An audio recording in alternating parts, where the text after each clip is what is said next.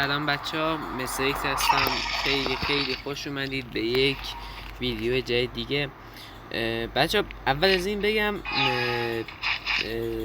که به این ویدیو زیاد دقت نکنید. اومدم فقط این مال خیلی قبل مال از تمرینمون گرفتم و اصولا یه فیلمی که میخوام فقط توضیح بدم. خب بچه ها به خاطر فیلتر شدن فری فایر، کند شدن فیلترها، اینترنت ها و ضعیفی نت و آنتن و اینا، یک مدت این ویدیو ادیت نمیخوره بچه ها، من سریع میذارم. یه مدت قراره از بازیای دیگه، بازیای مثل ماینکرافت، بازیای مختلف ویدیو بذاریم که چنلم دوباره راه بیفته. میخوام از نو شروع کنیم و اصولا فری فایر حالا اگه شد ویدیو میذاریم، ولی خب امکانش نیست، یعنی امکانش خیلی کمه و که بتونم از این ویدیویی براتون رکورد کنم. خب به خاطر همین ازتون میخوام این مدت حمایت میکنید. میدونم عضو جدید هستیم چون عضو قدیم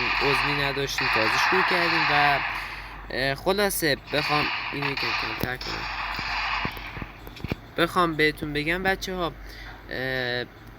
بازی متنوع جذاب میذاریم. بیشتر بازیایی که 2 نفره میذاریم چون داداشم هم میتونم باش بازی کنم. یعنی با داداشم چی میکنم که موقعی که میخوام ویدیو بگیرم 2 دقیقه ویدیو بذاریم، 2 دقیقه بازی کنیم.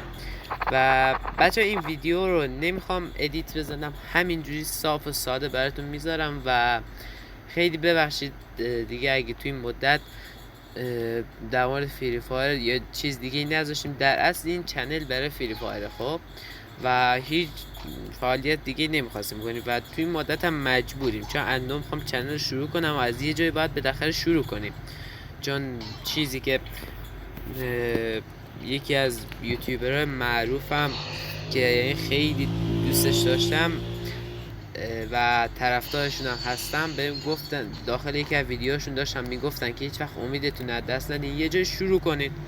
ما میخوایم از اینجا شروع کنیم و خلاصه بچه این مدت ازتون حمایت میخوام و بعد گذاشتن این ویدیو هم کارمون رو شروع میکنیم و میریم بذاریم برای ویدیو جدید و دیگه حرفی ندارم. این ویدیو هم که میبینیم مال دوران اول که دیگه توی این مدت متاسفانه به خاطر قطعی اینترنت ها اینا، بعد از این که وصل شد روز اولش این ویدیو رو گرفتم با کانفینگ و دیگه همین یک ویدیو تونستم رکورد کنم و بعدش نتونستم ویدیو رکورد کنم چون بعد کانفینگ هم که قطع شد فیلتر شکن از کار افتاد. و بچه ازتون یه مدتی اگر میبینید این دارم نو بازی میکنم واقعا ببخشید دیگه، هنوز تازه میگن که تازه بازی نگاه نو سگ شروع کرد، من همون جوری ام الان. و بچه دیگه زیادی حرف نزنم اینجا بعد سلام علیکم. اسخایی میکنم کارم و نمیدونم کجا بودیم. اینم نگاه کنیم و ویدیو به اتمام برسونیم دیگه. بچه حتما حمایت کنید. بعد این ویدیو هم لایک، کامنت و سابسکرایب هم فراموش حتما کامنت بذارم ببینم فعالیت هم شروع کنم یا نه. کامنت قطعی ازتون میخوام. تمام، خیلی ممنون، خدا نگهدار.